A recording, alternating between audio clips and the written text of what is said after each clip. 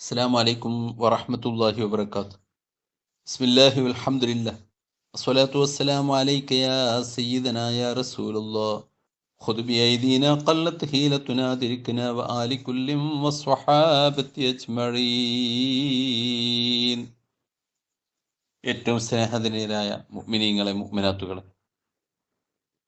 അല്ലാഹു ജല്ല ജലാലുഹു വിശുദ്ധമായ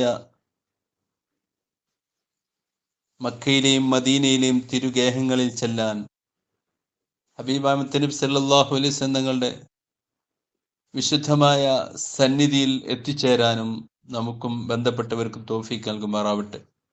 സർവ്വ ഹാജിമാർക്കും ഹജ്ജ് ഉംറ സിയാറത്ത് വളരെ സന്തോഷത്തോടു കൂടി പരിപൂർണമായ രീതിയിൽ നിർവഹിക്കാൻ തൗഫീഖ് നൽകുമാറാവട്ടെ.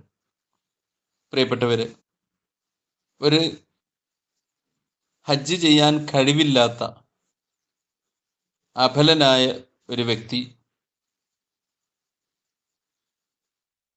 അവൻ്റെ മാതാപിതാക്കളോ സന്താനങ്ങളോ കൂലിക്ക് ആളെ ഏൽപ്പിക്കാൻ വേണ്ടി പറയുകയും കാശ് ഞങ്ങൾ കൊടുത്തുകൊള്ളാമെന്ന് ഓഫർ ചെയ്യുകയും ചെയ്താൽ അത് സ്വീകരിക്കേണ്ടതുണ്ടോ എന്ന് ചോദിച്ചാൽ അത് സ്വീകരിക്കൽ നിർബന്ധമാണ് എന്നാണ് മറുപടി. അതേസമയം ഹജ്ജ് ചെയ്യാൻ കൂലി കൈവശമില്ലാത്ത ദുർബലനായ ഒരാൾ കൂലി സംഖ്യ കൊടുക്കുകയാണെങ്കിൽ അത് സ്വീകരിക്കേണ്ടതില്ല എന്നുള്ളതാണ്. കാരണം മറ്റൊരാളുടെ ധനം ഔദാര്യമായി സ്വീകരിക്കുന്നതിൽ കടപ്പാടിൻ്റെ അധമത്വം വരുന്നു എന്നുള്ളതാണ്. ആദ്യം നമ്മൾ പറഞ്ഞത് ഒന്ന് തൻ്റെ മാതാപിതാക്കളാണ് അല്ലെങ്കിൽ സന്താനങ്ങളാണ്. അവർ തന്നെ നേരിട്ട് കാശ് കൊടുക്കുകയല്ല, മറിച്ച് കൂലിക്ക് ഏൽപ്പിച്ച വ്യക്തിയുടെ കൂലി അവരേറ്റെടുക്കുകയാണ് ചെയ്യുന്നത്. അതുകൊണ്ട് തന്നെ ധനം നേരിട്ട് സ്വീകരിക്കലൂടെയുള്ള കടപ്പാടിൻ്റെ അധമത്വം ഈ ഓഫർ സ്വീകരിക്കുന്നതിൽ ഇല്ല എന്നുള്ളത് കൊണ്ട് ആദ്യത്തേത് നിർബന്ധവും രണ്ടാമത്തെ സ്വീകരിക്കൽ നിർബന്ധമില്ല എന്ന് മഹാന്മാരായ ഫുഖഹാക്കൾ രേഖപ്പെടുത്തി വച്ചിരിക്കുന്നു. അതുപോലെ ഒരു ദുർബലിന് വേണ്ടി അവൻ്റെ സന്താനമോ അന്യ വ്യക്തിയോ ഹജ്ജ് ചെയ്യാൻ സ്വയം സന്നദ്ധനായാൽ അത് സ്വീകരിക്കൽ നിർബന്ധമാണോ എന്ന് ചോദിച്ചാൽ നിർബന്ധമാണ് എന്ന് തന്നെയാണ് അതിൻ്റെയും മറുപടി. കാരണം അതുകൊണ്ട് അവൻ ഹജ്ജ് ചെയ്യിപ്പിക്കാൻ കഴിവുള്ളവനായി തീർന്നു. എന്തുകൊണ്ടെന്നാൽ മറ്റുള്ളവരുടെ സാമ്പത്തിക സഹായം സ്വീകരിക്കാൻ മനുഷ്യൻ കാണിക്കുന്ന നീരസം ശാരീരിക സഹായം നൽകുന്നതിൽ ഉണ്ടാവുകയില്ല. ഇത് അവൻ തന്നെ ചെയ്യാം എന്ന് പറഞ്ഞ് സന്നദ്ധനായതാണ്, അതുകൊണ്ട് അത് സ്വീകരിക്കൽ നിർബന്ധമാണ്. എന്നാൽ നേരത്തെ ഹജ്ജ് ചെയ്യാം എന്ന് പറഞ്ഞുകൊണ്ട് വാഗ്ദത്തം ചെയ്ത ഒരു വ്യക്തി അദ്ദേഹത്തിന് പിന്നീട് ആ വാഗ്ദത്തം പൂർത്തിയാക്കേണ്ടതില്ല എന്ന് തീരുമാനമെടുക്കാൻ പറ്റുമോ? ഇഹ്റാം ചെയ്യുന്നതിന് മുമ്പാണെങ്കിൽ പറ്റും, അവൻ അതിൽ നിന്ന് മടങ്ങാം. ഹജ്ജ് സൗജന്യദാനമാണ് ആയിട്ടാണ് അയാൾ ചെയ്യുന്നത്. അതുകൊണ്ട് അതിൽ പ്രവേശിക്കാത്തത് കൊണ്ട് തന്നെ അതിൽ നിന്ന് മടങ്ങാം. എന്നാൽ പ്രവേശിച്ച് കഴിഞ്ഞാൽ, ഇഹ്റാമിൽ പ്രവേശിച്ചാൽ പിന്നെ മടങ്ങാൻ പറ്റുക. അങ്ങനെ മടങ്ങാനുള്ള സാധ്യത കൊണ്ടാണ് ഇങ്ങനെ ഒരാൾ ഓഫർ ചെയ്താൽ അത് പെട്ടെന്ന് സ്വീകരിക്കൽ നിർബന്ധമാണ് എന്ന് പറയാനുള്ള കാരണം. ഇനി സുന്നത്തായ ഹജ്ജിന് മറ്റൊരു പ്രതിനിധിയാക്കാൻ പറ്റുമോ എന്ന് ചോദിച്ചാലും അത് അനുവദനീയമാണ് എന്നാണ് മറുപടി. സുന്നത്തായ ഹജ്ജിൽ പ്രതിനിധിയാക്കൽ അനുവദനീയമാണ്. ഇനി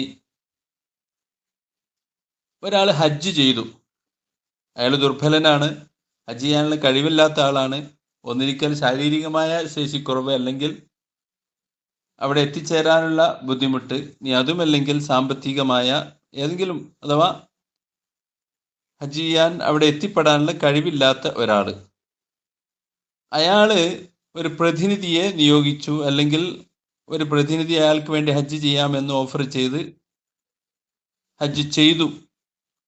അങ്ങനെ ഹജ്ജ് നിർവഹിച്ചതിൻ്റെ ശേഷം ഇയാൾക്ക് അയാളുടെ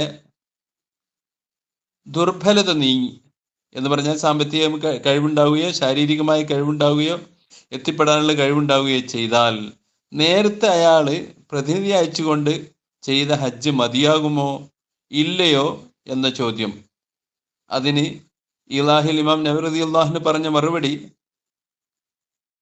അത് ശരിയാവുകയില്ല. മറിച്ച് ബൽ അലൈഹി അൻ യഹുജ്ജ, അവന്റെ മേൽ ഹജ്ജ് ചെയ്യൽ നിർബന്ധമാണ്.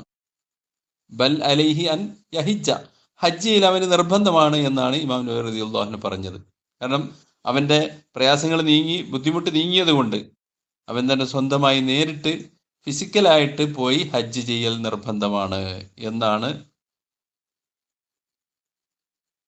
ഇമാം നവവി റളിയല്ലാഹു പോലുള്ള മഹത്തുക്കളൊക്കെ രേഖപ്പെടുത്തി വെച്ചിട്ടുള്ളത്. ഇനി കൂലിക്കോ സൗജന്യമായി ഹജ്ജ് ചെയ്യുന്ന പ്രതിനിധി ആരായിരിക്കണം? അയാൾ ബുദ്ധിയും പ്രായപൂർത്തിയും ഉള്ള സ്വതന്ത്രനും വിശ്വസ്തനുമായ ആളായിരിക്കണം. മാത്രമല്ല സ്വന്തം നിർബന്ധമായ ഹജ്ജ് അയാൾ ആദ്യം നിർവഹിച്ച് ഇരിക്കണം. പ്രകാരം തന്നെ അയാൾ ദുർബലനാകാതിരിക്കുകയും സൗജന്യക്കാരൻ അനുസരണത്തിൽ തുടരുകയും ചെയ്യണം എന്നാണ് പണ്ഡിതന്മാർ അതേക്കുറിച്ച് പറയുന്നത്. ഒരു വ്യക്തി തന്നെ അനുസരിക്കും, അവന് തനിക്ക് വേണ്ടി ഹജ്ജ് ചെയ്യാൻ ബുദ്ധിമുട്ടും പ്രയാസമൊന്നും ഇല്ല, അങ്ങനെയുള്ള ഒരു വ്യക്തിയോട് നമുക്ക് തൻ്റെ ഹജ്ജ് ചെയ്യാൻ നിർദ്ദേശിക്കാൻ പറ്റുമോ? അവൻ്റെ ആവശ്യം സ്വീകരിക്കുമെന്ന് മികച്ച ധാരണയുണ്ടെങ്കിൽ അനുസരണം പ്രതീക്ഷിക്കുന്ന ഒരാളോട് എൻ്റെ ഹജ്ജ് നീ ചെയ്യണം എന്ന് ആവശ്യപ്പെടൽ നിർബന്ധമാണ്. ഇവൻ പറയാത്തത് കൊണ്ടാണ്, ഇവൻ പറഞ്ഞാൽ സ്വീകരിക്കും എന്ന് ഉറപ്പാണ്. അങ്ങനെയാണെങ്കിൽ അങ്ങനെയുള്ള വ്യക്തിയോട് പറയൽ നിർബന്ധമാണ്. സ്വീകരിക്കുന്ന മികച്ച ധാരണ ഇല്ലെങ്കിൽ നിർബന്ധമില്ല എന്നാണ് പണ്ഡിത മതം. അള്ളാഹു നേരിട്ട് തന്നെ ഹജ്ജ് ഉംറ സിയാറത്ത് നിർവഹിച്ചവർക്ക് വീണ്ടും നിർവഹിക്കാൻ അള്ളാഹു തൗഫീഖ് നൽകുമാറാവട്ടെ. അസ്സലാമു അലൈക്കും.